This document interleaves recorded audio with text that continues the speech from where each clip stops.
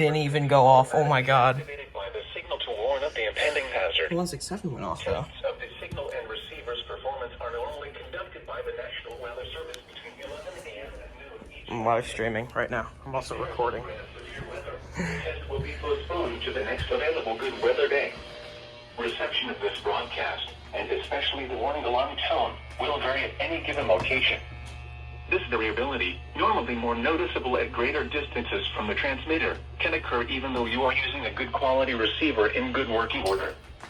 The warning alarm tone will be activated for hazardous watches and warnings for the following counties: 262 Champaign, didn't go Clark, off. Delaware, Fairfield, Fayette, Franklin, Greene, Hocking, Knox, Licking, Madison, Marion, Morrow, Muskingum, Perry, Tickaway, and Union. This concludes the weekly test of weather radio station KIG, 86 Columbus, Ohio.